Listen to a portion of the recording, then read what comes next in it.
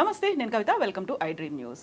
ఆంధ్రప్రదేశ్ సార్వత్రిక ఎన్నికల్లో గత టర్మ్లో జరిగిన దానికంటే ఈసారి అత్యధికంగా పోల్ పర్సెంటేజ్ నమోదైంది. ఇంతే కాదు, గత 3 ఫేజుల్లో జరగనంత పోల్ పర్సెంటేజ్ 4వ ఫేజ్లో, అందులోనూ పర్టికులర్గా ఏపీలో మాత్రమే నమోదైందని ఎన్నికల సంఘం అనౌన్స్ చేసింది. అయితే గతంలో కంటే ఎక్కువ పోల్ పర్సెంటేజ్ నమోదవడం దేనికి సంకేతం? మనతో పాటుగా ఉన్నారు సీనియర్ పొలిటీషియన్, మాజీ ఎమ్మెల్యే అడుసుమిల్లి జయప్రకాష్ గారు. జయప్రకాష్ గారు, నమస్కారం సార్. నమస్కారం అమ్మా. ఎలా ఉన్నారు మీరు? బాగున్నానమ్మా. సార్, మీ ఇన్నేళ్ల ఎక్స్పీరియన్స్లో పొలిటికల్గా సొసైటీ ఇవన్నీ అబ్జర్వ్ చేసిన తర్వాత చూస్తే మొన్న జరిగినటువంటి ఎలక్షన్స్ దేనికి సంకేతం అంటారు? ప్రభుత్వ వ్యతిరేక ఓటు పడింది అంటున్నారు, లేదు ప్రభుత్వ సానుకూల ఓటు. ప్రభుత్వ వ్యతిరేకత ఉంటేనే అంత ఎక్కువ పోల్ పర్సెంటేజ్ నమోదవుతుంది. ఇవన్నీ అంచనాలు, విశ్లేషణలు ఎలా చూస్తారు మీరు? జగన్మోహన్ రెడ్డి గారు చెప్పినట్టు మొన్న ఎలక్షన్లో క్లాస్ వార్ జరిగింది. పేదలకి ధనవంతులకి మధ్య జరిగిన వారే మొన్న ఎలక్షన్లో రుజువు చేస్తాయి. మీ పోలింగ్ బూతులు వారిగా చూసుకున్నా, ఎక్కడ చూసుకున్నా వాళ్ళే ప్రత్యక్ష సాక్షులు, ఎవరు ఓటర్లే ప్రత్యక్ష సాక్షులు. ఇది నేను ఈ సందర్భంగా మీకు ఒకటి చెప్పదలుచుకున్నా. నా పర్సనల్ ఎక్స్పీరియన్స్ మీద, నేను ఉదయం వెళ్ళి 10 నిమిషాల్లో బయటకు వచ్చాను. అంటే మాదంతా ఒకే సామాజిక వర్గం వాళ్ళ బూత్లు. మా మిస్సెస్, మా కోడలు, అంటే నాకు కొంచెం మాజీ ఎమ్మెల్యే అని గౌరవంతో కొంచెం లోపల పంపించేయటం అది చేయటం నేను 10 నిమిషాలు పోగంటలో వచ్చేసాను. అదే మా మిస్సెస్, మా కోడలు వెళ్తే 1.5 పాటు 2 గంటల పాటు లైన్లో ఉండటం జరిగింది. తర్వాత మధ్యాహ్నం మళ్ళీ మా అమ్మాయి వెళ్ళి ఓటేస్తే వాకిన్ అండి, ఇలా వెళ్ళి అలా వచ్చింది. బడుగు బలహీన వర్గాలు, మైనార్టీలు ఉన్న బూతులు రాత్రి 10:30-11 దాకా పోలింగ్ జరుగుతూనే ఉంది. దాన్ని బట్టి మీరు అర్థం చేసుకోండి ఏం జరుగుతుంది ఏంటనేది. మనం చెప్పకుండానే కొంతమంది టీవీ ప్రముఖులు వాళ్ళు చెప్పేశారు. ఏది ఒక ఆరా మస్తాన్ కానీ, ఒక రజనీకాంత్ గారు కానీ, ఇది సంకేతం ఏంటనేది అని చెప్పారు వాళ్ళు.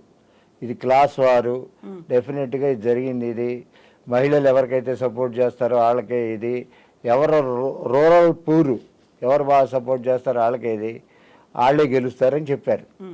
అదే జరిగింది. అదే రూరల్లో తరలి వచ్చారు జనం. దీంట్లో ఏంటంటే వాలంటీర్స్ ముఖ్య పాత్ర పోషించారు.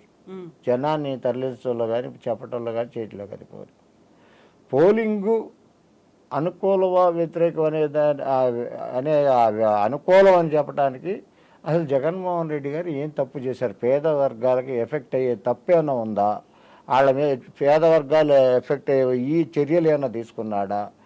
ఇవన్నీ విశ్లేషించాలి. కేవలం ద్వేషం, కోపం, ఇవన్నీ వ్యతిరేకత, ఇవన్నీ కింద వర్గాల వాళ్ళకి లేదు. వాళ్ళు జగన్మోహన్ రెడ్డి గారి మీద లేదు, ఉందే కొంతమంది అంతే. నేను కరెక్ట్గా చెప్పాలంటే ఈనాడు, జ్యోతి, TV5 ఇటువంటి చూసి ఇవన్నీ చేసేవాళ్ళు, ఇది వాళ్ళు ద్వేషం ఇవన్నీ ఉన్నాయి. అందుకని వాళ్ళది వేరు, ఇది కింద లెవెల్ వాళ్ళు వేరు. కింద స్థాయి lower middle class, lower middle class ఇటే రియాలిటీ వేరుంది. అప్పర్ మిడిల్ క్లాసు, ధనవంతులు వేరే. ఇది క్లియర్గా ఓటింగ్లో తేలిపోయింది. దీన్ని బట్టి మనం ఏం చెప్తాం మరి?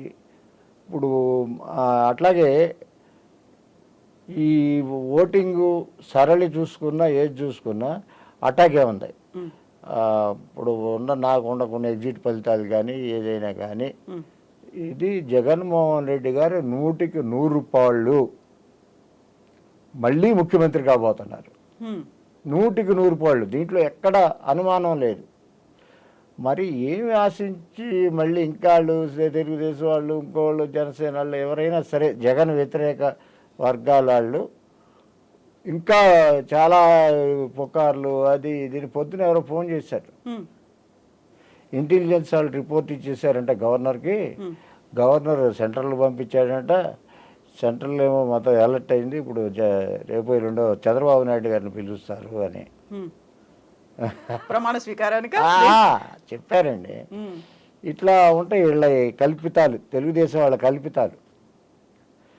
ఇప్పుడు నేను అబ్జర్వ్ చేసిన దాని ప్రకారం ఉమ్, మీరు ఎక్కడైనా చూసుకోండి, ఇది 100% నిజం. ఏది జగన్ రావడం. జగన్ రావడం సరే, జగన్మోహన్ రెడ్డి గారిని క్యూ కట్టారు ఇప్పుడు జగన్మోహన్ రెడ్డి గారి దగ్గరికి ఐఏఎస్లు ఐపీఎస్లు అందరూ.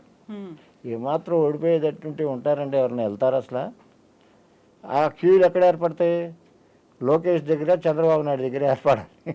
ఉమ్, ఉమ్, అదొక సంకేతం. ఉమ్. మీకు అర్థమైందండి, అదొక సంకేతం. అయితే మీరు ఇప్పుడు జగన్ 100కి 100 పాళ్ళు వస్తారు అని చెప్తున్నారు. ఆ రావడం వెనకాల ఉన్నటువంటి కాన్ఫిడెన్స్ ఏంటి? మీకున్నటువంటి అంచనాలు, వాటికి ఉన్న ఆధారాలు ఏంటి అసలు? నాకున్న అంచనాలు ఏం లేదమ్మా. క్లాస్ వార్ జరిగింది. ఉమ్, ఆ క్లాస్ వార్లోనే బూతుల్లో కనపడింది మాకు. ఉమ్, అది ధనవంతులకి లేని వాళ్ళకి మధ్య ఒక బ్యాలెట్ యుద్ధం జరిగింది. ఆ బ్యాలెట్ యుద్ధంలో జగన్ విజయవంతంగా ముందుకెళ్ళాడు. ఉమ్, బడుగు బలహీన వర్గాలు, మహిళలు పోటెత్తారంటేనే మీరు అర్థం చేసుకోండి. ఇక ఉమ్, అసలు వీళ్ళకి జగన్ మీద వ్యతిరేకత ఉండాల్సిన అవసరం ఏంటి అనేది అడుగుతున్నాం మేము. ఉమ్, మిగతా వాళ్ళకైతే కొంతమందికి ఉండొచ్చు, లేకపోతే రామోజీరావు ఎక్కించవచ్చు, రాధాకృష్ణ ఎక్కించవచ్చు, కొంతమందికి డెవలప్మెంట్ జరగలేదు అని అనవచ్చు, వంక చూపించవచ్చు, ఇక ఇటని చెప్పచ్చు. కింద సామాన్యుడికి ఏం పట్టిందమ్మా? డెవలప్మెంట్ సంగతి, రోడ్ల సంగతి, వీటి సంగతి ఇవన్నీ. ఉమ్, మాకేంటి, మాకు వచ్చిందా లేదా, అంతే కదమ్మా. ఉమ్, మేము బెనిఫిట్ పొందామా లేదా, నాకు అమ్మఒడి వచ్చిందా, లేకపోతే ఇంకోటి వచ్చిందా, విద్యా, వైద్యం విద్యా వైద్యం మొత్తం అన్నీ ఇక ఆయన నవరత్నాలు అందినయా లేదా? ఉమ్, బ్రహ్మాండంగా అందిని కాబట్టి పోల్ పర్సంటేజ్ పెరిగింది. ఉమ్, మిగతా రాష్ట్రాలకి ఇక్కడికి ఏంటంటే ఉమ్, అసెంబ్లీ, లోక్సభ కలిసి పోటీ ఎన్నికలు జరిగినాయి. ఉమ్, అసెంబ్లీలు జరిగినప్పుడు డెఫినెట్గా పర్సంటేజ్ పెరుగుతుంది కలిపి జరిగితే. అవును. మా రాష్ట్రంలో మా స్థానిక ప్రభుత్వం, మా ముఖ్యమంత్రి అని. ఎక్కడైనా అసెంబ్లీకి అభ్యర్థులు అందరూ కాన్సన్ట్రేట్ చేస్తారు. పార్లమెంట్కి అంత పోలింగ్ కాన్సన్ట్రేట్. ఇప్పుడు తెలంగాణలో అంటే అసెంబ్లీ ఇది కలిస్తే బ్రహ్మాండంగా వస్తుంది పోలింగ్ పర్సంటేజ్. ఇక్కడ లేదు, కర్ణాటకలో లేదు, నాకు తెలిసి మరి ఏంటంటే ఒరిస్సాలో ఉండి ఉంటుంది. ఈ మాట ఎన్నికల కమిషనర్ కూడా చెప్పారు. చాలా వరకు అసెంబ్లీకి ఓటేశారు, అందులో పార్లమెంట్కి ఎంపీకి ఓటేయకుండా వెళ్ళిపోయిన ఓటర్ల శాతం కూడా ఉంది అనే మాట చెప్పారు ఆయన. అదే ఇది ఇట అసెంబ్లీలో ఎక్కువ ఇంట్రెస్ట్ అట్లా ఉంటుందమ్మా. ఇందాక మీరు పర్సంటేజ్ చెప్పారు. అవును. ఎంతమ్మా మీరు చెప్పింది?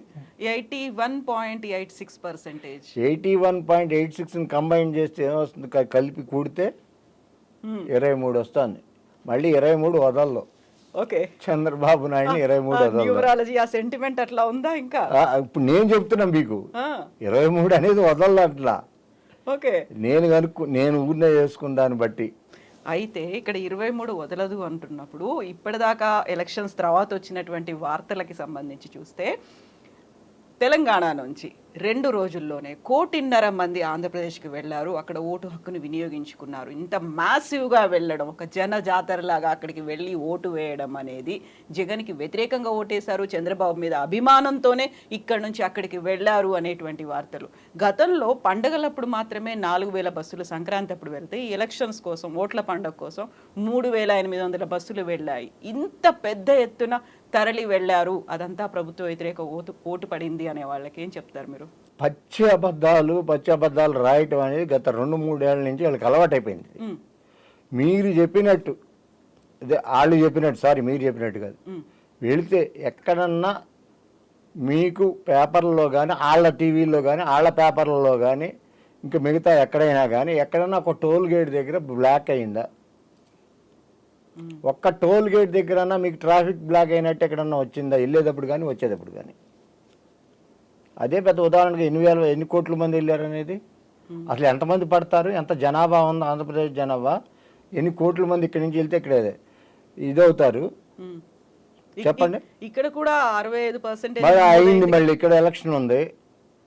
అసలు ఇదొక్కటే ఉదాహరణ అమ్మా. మీకు టోల్ గేట్లు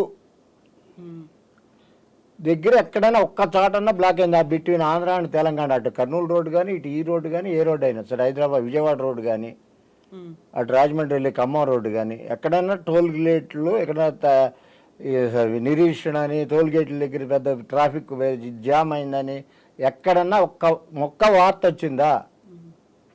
చెప్పండి మేడం మీరు. సో ఇక్కడ అంటే అదే ఉదాహరణ అన్న, ఇంక మీరు దానికి అది ఆడవనని కాదని మనం చెప్పుకోవడం దండగా ఇటువంటివన్నీ. అయితే ఇప్పుడు ఈ ఎన్నికల్ని ప్రభావితం చేసినటువంటి అంశాలు ఏమని మీరు అనుకుంటున్నారు? ఎందుకు మళ్ళీ మాకు జగనే కావాలి అని డిసైడ్ అయ్యారని అనుకుంటున్నారు? నేను గనక మేలు చేసి ఉంటేనే నాకు ఓటేయండి అన్నాడు. ఛాలెంజ్. భారతదేశంలో ఏ నాయకుడు అటా స్టేట్మెంట్ ఇవ్వాల. నేను మీకు మంచి చేశాను అనుకుంటేనే నాకు ఓటేయండి, అదే ఇదేనండి. అట్లాగే స్టార్ క్యాంపెయినర్లుగా రిజిస్ట్రేషన్ అవ్వమని పిలిపించాడు జగన్. అది ఎన్నో కోట్ల మంది స్టార్ క్యాంపెయినర్లుగా 2 రోజుల్లో రిజిస్టర్ అయ్యారమ్మా.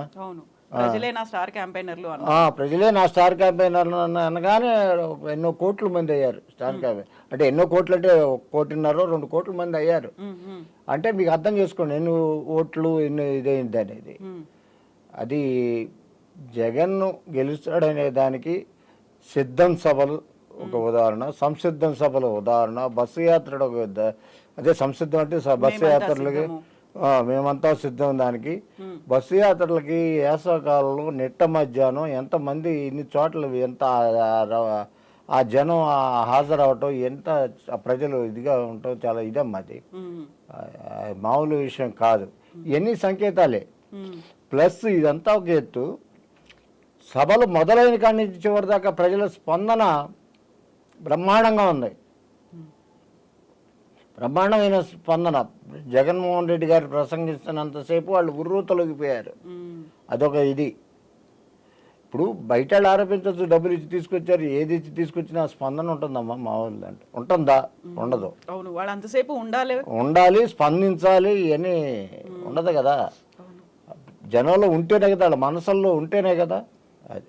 అయితే ఇప్పటికీ చెప్తున్నటువంటి లెక్కలు, మేము ఖచ్చితంగా గవర్నమెంట్ ఫామ్ చేస్తున్నాము, కూటమి ప్రభుత్వం ఏర్పడబోతోంది అనే లెక్కలతో పాటుగా మేము ముందు నుంచి చెప్తున్నట్టుగా జగన్ దిగిపోవాలి అంటే ఒక కూటమిగా ఏర్పడాలి, అందులో జెండాలన్నీ పక్కన పెట్టి ఎజెండా ఒకటే, ఏకైక ఎజెండాగా మేము ముందుకు వచ్చాము, ఇప్పుడు కూటమి ఖచ్చితంగా రాబోతోంది అని సోషల్ మీడియాలతో పాటుగా నాయకులు చెప్తున్నటువంటి మాటలు పచ్చి అబద్ధాలమ్మా. అది మరి నాకు ఇప్పటికీ అర్థం కావట్లా. పోలింగ్ అయిపోయిన తర్వాత కూడా ఎందుకు ఇట్లా అబద్ధాలు ఆడి ఇంకా ప్రజల్ని ఇంకా పక్కతో పట్టిస్తారో అర్థం కావట్లేదు. అంటే జనరల్గా ఎవరు ముందు ఫస్ట్ ఓటమిని అంగీకరించరు, రిజల్ట్స్ వచ్చేదాకా మేమే పర్ఫామ్ చేస్తూ ఉంటారు.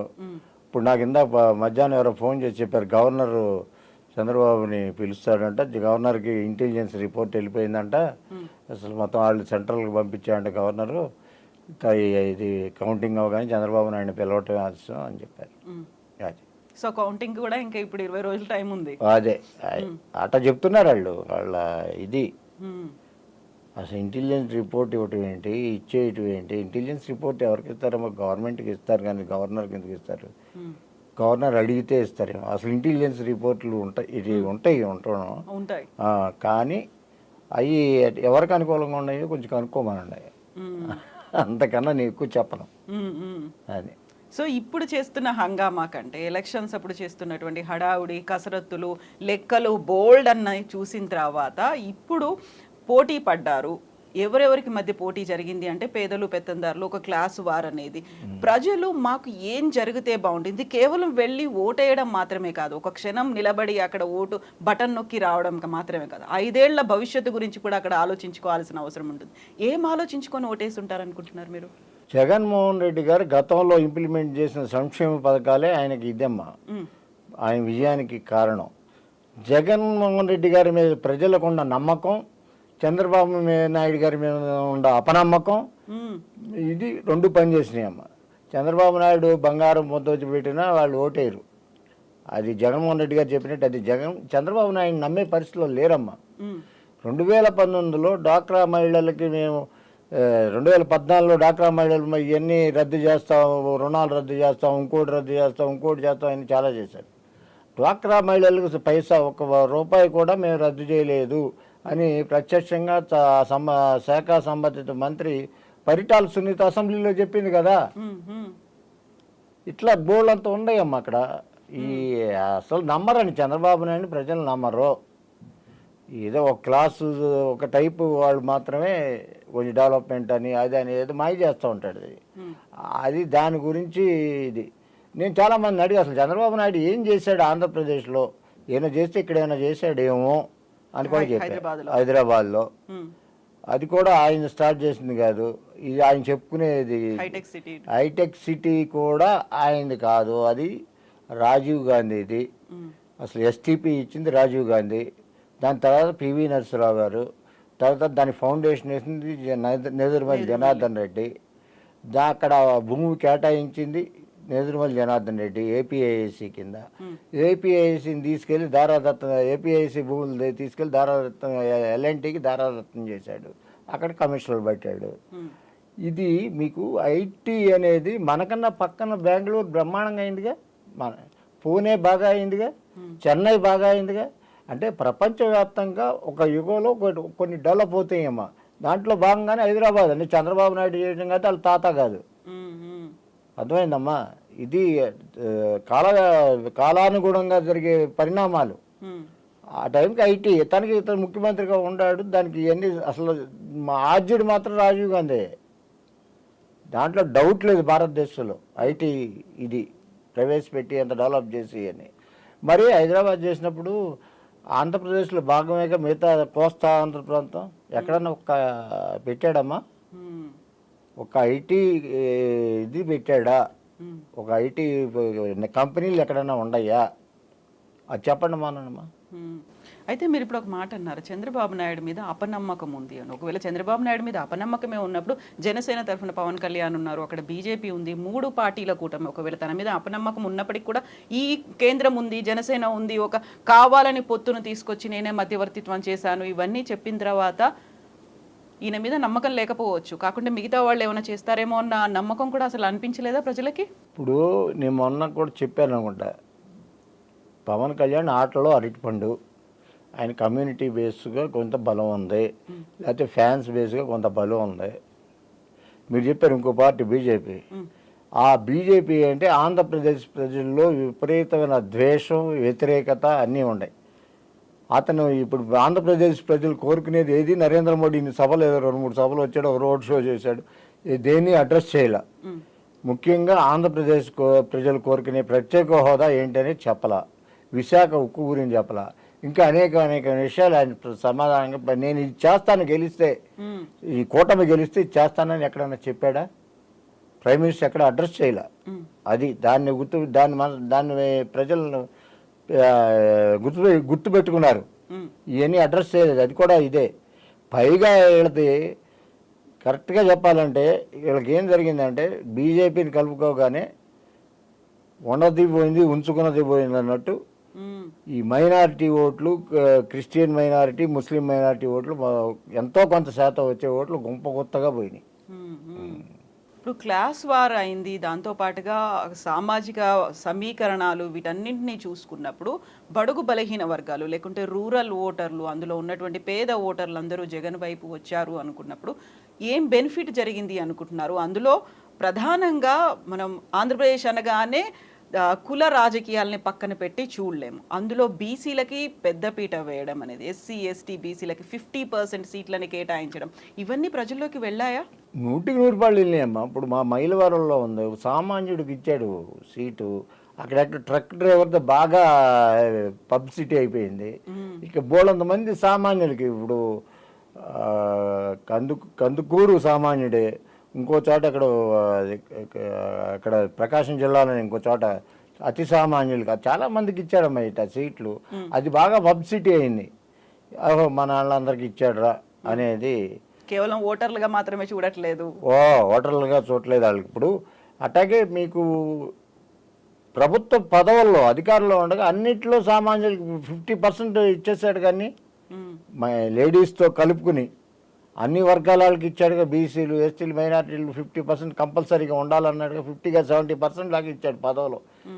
ఏ పదవులు, ట్రస్ట్ బోర్డులు నియమించడం, అగ్రికల్చర్ మార్కెట్ కమిటీలు నియమించడం ఉండే, ఇంకో చైర్మన్లు నియమించడం ఉండే, ఇవన్నీ ఇవన్నీ ఉన్నాయి కదా. కొన్ని కార్పొరేషన్లు అన్నిట్లో అది పాటించాడు కదా.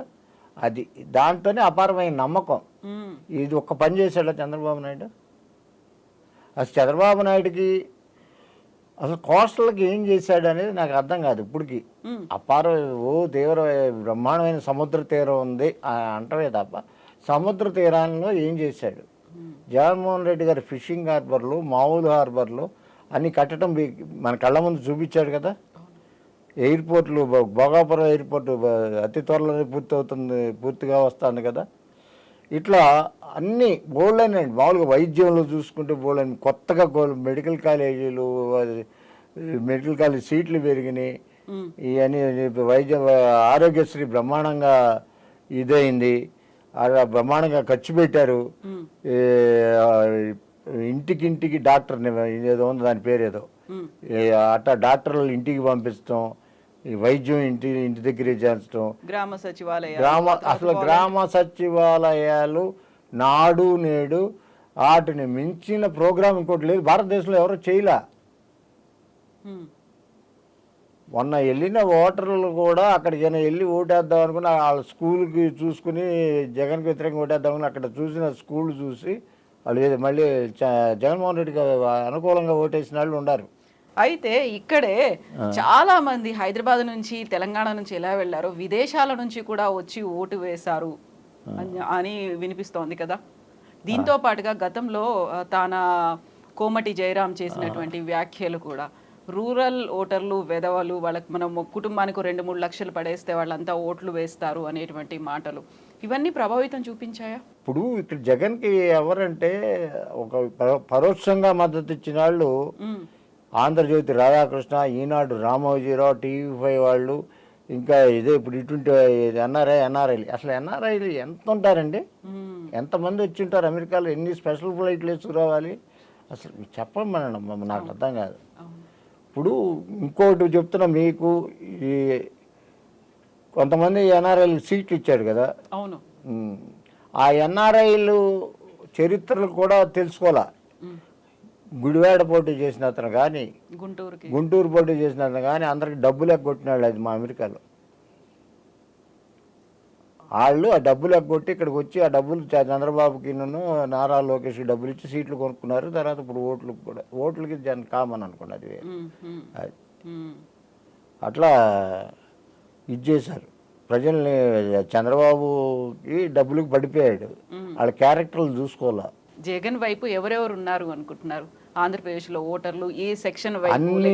అన్ని క్యాస్ట్ వాళ్ళు except Kamma, because of Pawan Kalyan కొంత శాతం, తక్కువ శాతం కాపులు, కొంత బ్రాహ్మణ్, కొంత ఈ కొంచెం అగ్రవర్ణాల్లో బ్రాహ్మణ్, వైశ్య, కొంత జగన్కి వ్యతిరేకంగా ఉంటారు. ఇప్పుడు కమ్మ అన్నారు, కమ్మ అంతా టీడీపీ వైపే ఉందా? అసలు జగన్ వైపు ఎవరు లేరా? వైఎస్ఆర్సీ అంటే 85% జగన్ వైఎస్ఆర్ చంద్రబాబు నాయుడు వైపే ఉంటారు. 15%. అంటే వీళ్ళు కూడా ఎందుకు ఉండారు అంటే, సిటీల్లో ఎవరు ఉండరు, గ్రామాల్లో 2 గ్రూపులు ఉంటాయమ్మా. 2 గ్రూపులు కమ్మారే ఉంటారు.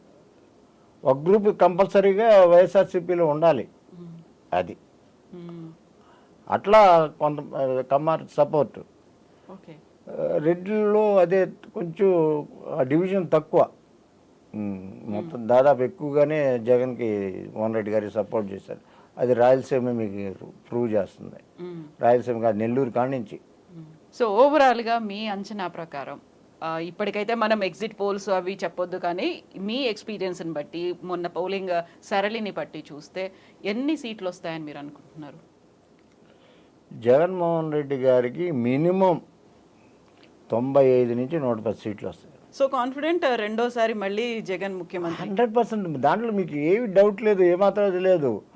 కనీస ఇది పరిజ్ఞానం ఉండాలని తెలిసిపోతుంది.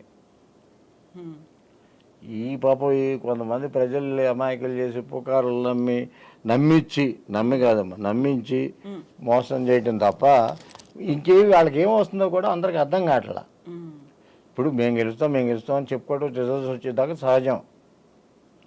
లేకపోతే గవర్నర్ పిలుస్తాడు, ఇంకోటి పిలుస్తాడు, ఇవన్నీ పిచ్చి మాటలన్నీ నేను సాధారణంగా వివరించా. దీన్ని స్మెల్ చేస్తే ఇప్పుడు ఐఏఎస్లు, ఇప్పుడు మొన్న కాంగ్రెస్ గవర్నమెంట్ ఇంకా రిజల్ట్ సరిగ్గా రాకముందు ఇక్కడ డీజీపీలు అందరూ ఎక్కడికి వెళ్ళారో ఏంటో తెలుసు కదా మీకు. వెళ్ళి కంగ్రాచులేట్ చేసి వచ్చారు. ఏది పొజిషన్లో ఉండగానే. అవును, ఐపీఎస్ ఆఫీసర్స్.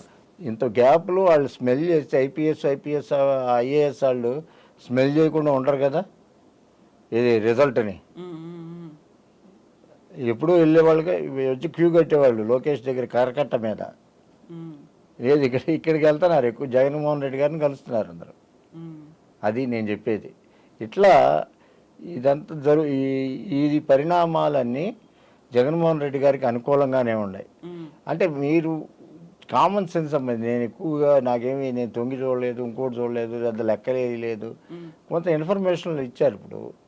ఇప్పుడు 100 మంది ఈ సర్వేలు రిజల్ట్స్ ఇచ్చారనుకోండి, 90 మంది జగన్కి అనుకూలంగా ఇచ్చారు ప్రీ పోల్లోనే. పోస్ట్ పోల్ కూడా ఇచ్చారు అట్టాగే. అవును, జగన్కి అనుకూలంగా ఒక్కళ్ళు ఎవరన్నా కాంగ్రెస్ తెలుగుదేశం కూటమి వస్తుందని ఇచ్చారా? నేను చెప్పిన దాంట్లో ఎటువంటి డౌట్ లేదు, పెట్టుకోవాల్సిన అవసరం కూడా లేదు. 100కు 100 రూపాయలు జగన్మోహన్ రెడ్డి మళ్ళీ రెండోసారి ఆంధ్రప్రదేశ్ ముఖ్యమంత్రిగా పెట్టారు. ఇవాళ పోస్టింగ్లు పెట్టారు కొంతమంది సిద్ధాంతులు, వాళ్ళు వీళ్ళు మళ్ళీ జగనే సీఎం. వాటిని నేను నమ్మను, నమ్మను. ఎంత మామూలుగా ప్రజలను చూసి నేను ప్రజలు నమ్ముతాం. ప్రజల మూడు ఎలా ఉందనేది మేము నమ్ముతాం. అది దాన్ని బట్టి మీరు అంచనా వేసుకోండి. ఇది ఎలక్షన్ కమిషన్ కూడా నా దృష్టిలో సరిగ్గా పనిచేయలేదు. ఈ రాజకీయ పార్టీలు విచ్చలవిడిగా డబ్బులు పంపిణీ చేసింది. దీనికి ఆర్జుడు ఎవరండి? దాని హిస్టరీ చెప్తే ఒక చిన్న, నాకు తెలిసినప్పుడు ₹2 ఇట్లా ఇచ్చేవాళ్ళేమో. ఇప్పుడు అది 40 ఏళ్ళు 50 ఏళ్ల కింద మామూలు. అది కూడా క్యాండిడేట్ ఇచ్చేవాడు కాదు, ఓడల్లోనే ఏ పార్టీ వాడు ఆ పార్టీ వాడు డబ్బులు వేసుకుని వీళ్ళకి ₹2 ఇచ్చేవాళ్ళు కొంతమంది కింద వర్గాల లేబర్కి. అది అలా మా జిల్లాలో ముదినేపల్లి అని ఒక కాన్స్టిట్యున్సీ ఉంది కదా, అక్కడ 1967 ముందు 62లో బొప్పన హనుమంతరావు గారును అని కాజు రామనాథం గారు అని ఇద్దరు ఎమ్మెల్యేలు చేశారు అనుకోండి. ఇద్దరు పోటీ పడి 62లో పోటీ చేసుకున్నారు.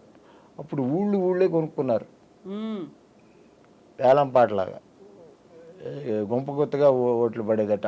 అప్పుడు చాలా రాష్ట్రంలోనే రికార్డు బ్రేకు. అంటే అప్పుడు కూడా ₹5 పొడి కూడా పడి ఉండదు. అట్లా ఊళ్ళు అంటే కమ్మారు కాదు మిగతా. అది 67లో మళ్ళీ పోటీ పడ్డారు, అట్టాగే కొనుక్కున్నారు. 62లో హనుమంతరావు గెలిచాడు, 67లో కాతరానందం గారు గెలిచారు. ఇక హనుమంతరావు గారికి తర్వాత మరి చేయలేదు. రామనాథం గారు 72 దాకా మళ్ళీ ఆయనే గెలిచాడు. మళ్ళీ ఇట్లా డబ్బులు ఇది ఇలా కాలక్రమేణా పెరుగుతూ వచ్చి చంద్రబాబు నాయుడు గారు వచ్చి ముఖ్యమంత్రి అయిన తర్వాత విపరీతంగా పెంచాడమ్మా.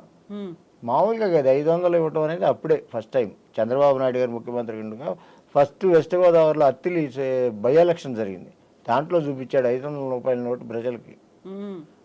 అక్కడ అది ఓడిపోతాడని తెలిసి కూడా కేసీఆర్ మీద వాళ్ళని డబ్బులు ఖర్చు పెట్టారు. మీకు గుర్తుందో లేదో, కేసీఆర్ రిజైన్ చేసి, డిప్యూటీ స్పీకర్ రిజైన్ చేసి, ఎమ్మెల్యే రిజైన్ చేసి మళ్ళీ పోటీ చేశాడు.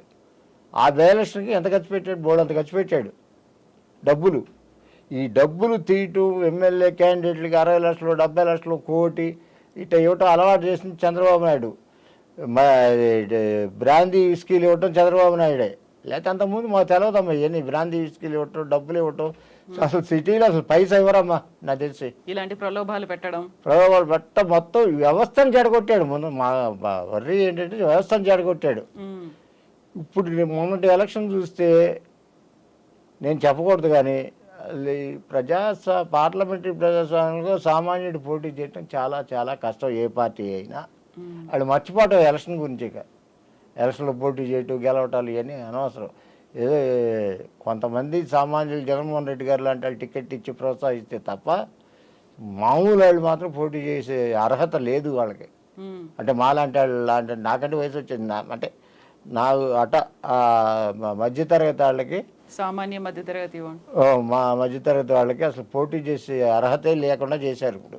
ఉమ్, సమస్యే లేదు, పోటీ చేయటం అనేది సమస్య లేదు. ఇది అంతా ఎలక్షన్ కమిషన్ అన్నారు, బీజేపీ అదే సెంట్రల్ గవర్నమెంట్ బాగా వీళ్ళకి సపోర్ట్ చేస్తుందన్నారు, అది అన్నారు. అసలు ఎవరిని డబ్బులు పంచనివ్వరు అన్నారు, అసలు చాలా మోడీ ప్రమాణం ఎరగదీస్తాడన్నారు. ఉమ్, ఏవి చేయలే మరి నాకు తెలిసి వాళ్ళ చేయలే వీళ్ళ చేయలే. ఉమ్. అయితే ఇక్కడ మాట్లాడుకోవాల్సింది ఇప్పుడు ఎంతైతే డబ్బు మద్యం ప్రలోభాలు ఇవన్నీ ఉన్నాయో జరుగుతున్నటువంటి అల్లర్లకు సంబంధించి ఇప్పటికీ 3 రోజులు గడిచింది ఎలక్షన్స్ అయ్యి, ఇంకా అల్లర్లు అనేవి గొడవలు జరగడం అనేది, కత్తులు కొడవళ్ళు బాంబులు ఇవన్నీ అసలు ఆ సంస్కృతి ఇది ఏంటి ఎక్కడ అసలు? పల్నాడులో తప్ప ఎక్కడ జరగట్లా, ఉమ్, పల్నాడు తప్ప ఎక్కడ జరగట్లా. అది పల్నాడులో కూడానమ్మా మాచర్ల పోటీ చేసే అతను పెద్ద క్రిమినల్, ఒకే కుటుంబం వాళ్ళు 5గురిని చంపాడు ఒకేసారి. చాలా ఏళ్ళు జైల్లో ఉండి వచ్చాడు అతను. ఉమ్. బ్రహ్మారెడ్డి బ్రహ్మారెడ్డి సంగతే, జూలకంటి బ్రహ్మారెడ్డి. జోలకండి బ్రహ్మారెడ్డి. వాళ్ళ నాన్నగారు ఎమ్మెల్యే చేశాడు నాతో పాటు, ఆయన నాకు తెలుసు. ఉమ్, వాళ్ళ అమ్మగారు ఎమ్మెల్యే చేశారు, జోలకంటి దుర్గాంబ, ఆయన పేరు జోలకంటి నాగిరెడ్డి. ఉమ్, చేశారు, నాకు ఏందో తెలవని వాళ్ళు కాదు. కానీ ఈ బ్రహ్మారెడ్డి అనేవాడు చాలా దుర్మార్గుడు, 5గురిని ఒకేసారి చంపేశాడు. ఆడు ఇప్పుడు చేసే అల్లర్లే వీటికి కారణం. లేకపోతే మామూలుగా ప్రశాంతంగా మిగతా రాష్ట్రంలో ఎక్కడ ఉందమ్మా అల్లర్లు ఏం లేవు.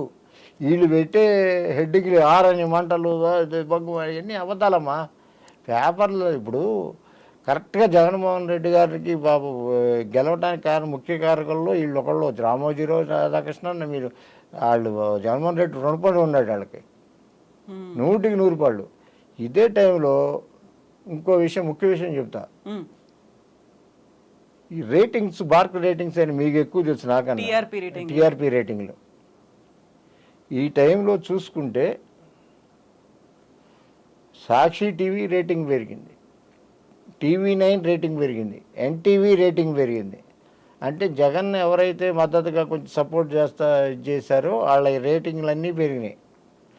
ఏబిఎన్, ఈటీవీ, టీవీ5 ఫస్ట్ ఉండేది, అది ఎక్కడ పడిపోయిందో చూడండి, మీకు తెలుస్తుంది కదా ఆ రేటింగ్లు. ఉమ్, అట్లా అది కూడా ప్రజలు నాడే ఏంటో తెలియజేస్తుంది మీకు, ఆ రేటింగ్లు పెరగడం కూడా. అంటే అంతమంది ఇష్టపడి views అనేవి. ఆ ఛానల్స్ చూస్తున్నారు, ఈ ఛానల్స్ చూడలేదని. ఈటీవీ అసలు ఉందో లేదో తెలియదు, ఈటీవీ ఆంధ్రప్రదేశ్. బట్ నాకు తెలంగాణ గురించి నాకు తెలియదు, కానీ ఈటీవీ ఆంధ్రప్రదేశ్ ఉందో లేదో కూడా తెలియదు. అదే రేటింగ్లో, రేటింగ్లో ఏబిఎన్ పడిపోయి కిందకి వెళ్ళిపోయింది అస్సలు. ఉమ్, కొంచెం ఉంటే TV5 ఉండదు కొంచెం, కానీ వీటన్నిటికన్నా తక్కువే. సాక్షి ఎక్కడో ఉండేది, అది ఎక్కడికో వచ్చింది పైకి. నేను ఉన్నది ఉండేట్టు చెప్తున్నాను, సాక్షి కూడా తక్కువ రేటింగ్లోనే ఉండేది. ఉమ్, ఈ ఎలక్షన్ల మూలాన మొత్తం విపరీతంగా పెరిగిపోయింది. ఆ, అది ఇదంతా ప్రభావం. ఇవన్నీ స్టడీ చేయాలి, చెప్పేది ఏదో ఊరే మూర్ఖత్వంగా ఏదో గెలుస్తాడు ఓడిపోతాడు ఇట్లా చెప్పకూడదు, ఎంత స్టడీ చేసి చెప్పాలి. పబ్లిక్ మూడ్ ఎట్లా ఉంది, వాళ్ళ పల్స్ ఎట్లా ఉంది, వాళ్ళ ఆలోచనలు ఏమున్నాయి. ఆలోచనలు ఎలా ఉంటాయి ఏంటి అన్నీ తెలుసుకుని క్షుణ్ణంగా కింద లెవెల్కి వెళ్ళి తెలుసుకుంటేనే మనకు తెలుస్తుంది. ఆ కింద లెవెల్ వాళ్ళు మనకు పరిచయాలు ఉంటేనే తెలుస్తుంది, ఉమ్, లేకపోతే తెలవదమ్మా. ఊరినే ఈ పేపర్లు చదివితేనో థియరిటికల్ నాలెడ్జ్లో నేను చెప్పను. నాకు అంతమంది సంబంధాలు ఉన్నాయి, ఉమ్, ఆ సంబంధాలను బట్టి అంటే మీలాంటి జర్నలిస్ట్ మిత్రులు ఎక్కువ నాకు, వాళ్ళు కూడా ఇది చేయగలరు. నాకు 2004 నుంచి ఒక మిత్రుడు ఉన్నాడు, ఉమ్, చాలా యాక్యురేట్గా చెప్తాడు. ఉమ్, పెద్ద పేపర్లో పనిచేస్తున్నాడు, నా సీనియర్ మోస్ట్ జర్నలిస్ట్ విజయవాడలోనే నాకు తెలిసి. అతను 2004లో ఒకసారి జిల్లా అంతా తిరిగి వచ్చి, ఉమ్, ఈ సీట్లు వీళ్ళు గెలుస్తారు, ఒక ఇండిపెండెంట్ కూడా గెలుస్తున్నాడు అన్నాడు. ఏదంటే గన్నవరం గెలిచింది ఇండిపెండెంట్, మిగతా అన్నీ అతను CPM ఒకటి గెలిచింది, అన్నీ చెప్పాడమ్మా. ఓకే. అట్లా 2009లో చెప్పాడు, 2014లో చెప్పాడు, ఇప్పుడు 2019లో చెప్పాడు, ఇప్పుడు చెప్పాడు. ఉమ్, అట్లా ఇప్పుడు స్టేట్ అంతా చెప్తున్నాడు తను. అంత ఈ పవర్ అతనికి ఇది ఉంది, పరిజ్ఞానం కానీ అది గ్రాస్పింగ్ పవర్ కానీ అంతా ఉంది. ఉమ్, తిరుగుతాడు ముందు, అబ్జర్వేషన్ అనేది. అంత అబ్జర్వేషన్ బాగా ఉంటుంది. ఉమ్, అంటే పెద్ద పేపర్లో పనిచేస్తున్నాడు ఇప్పుడు. అంత ముందు నుంచి ఇంగ్లీష్ పేపర్లో దిట్ట. మాకు ఒక పేపర్ బ్యూరో చీఫ్ చేశాడు, ఇంకో పేపర్ అట్లా అన్ని పేపర్లోనూ ఇంగ్లీష్ పేపర్లోనే చేశాడు. తన కెరీర్ అంతా ఇంగ్లీష్ పేపర్. ఇప్పుడు కూడా మరి తన పదవి ఏంటంటే సీనియర్ ఎగ్జిక్యూటివ్ ఎడిటరు, మరి ఏంటో కదా కరెక్ట్గా తెలియదు. అతని మీద నాకు గురి. అతను కూడా చెప్తాడు, చెప్పాడు నాకు ఇవన్నీ. అంటే వాళ్ళు చెప్పే నాకు మెయిన్ జర్నలిస్ట్ మిత్రులు ప్రజలు, వాళ్ళ గ్రాస్పింగ్ ఉంటుందమ్మా వాళ్ళకి. అంటే వాళ్ళు ఒక పార్టీ వాళ్ళు కాదు నేను చెప్పేది. ఇప్పుడు సాక్షి వాళ్ళు చెప్పారంటే అనుకోవచ్చు ఒకటి, బయాస్డ్గా ఉండదు, న్యూట్రల్గా ఉండే వాళ్ళే చెప్పారు. అంతేగాని ఇప్పుడు ఎగ్జిట్ పోల్స్ ఉన్నాయి నా దగ్గర వచ్చినాయి, ఇంటెలిజెన్స్ కూడా నాకు కొంత సమాచారం ఉంది, వాళ్ళు ఏమనుకుంటున్నారు అనేది ఇవన్నీ అంచనా వేసుకుని మీతో చెప్తున్నాను నేను. ఎస్ ప్రకాష్ గారు, జయప్రకాష్ గారు, thank you so much sir. మళ్ళీ మనం మాట్లాడుకుందాం. ఎలాగో మీరు ఇక్కడ హైదరాబాద్లోనే ఉంటున్నారు కాబట్టి మనకి చాలా టైం ఉంది, ఎలక్షన్స్ రిజల్ట్స్ రావడానికి కూడా టైం ఉంది కాబట్టి మళ్ళీ డే టు డే యాక్టివిటీస్ ఉంటాయి, డెవలప్మెంట్స్, ఫాలో అప్, వీటన్నిటి గురించి మళ్ళీ మనం మాట్లాడుకుందాం sir. Thank you so much sir. Thank you sir.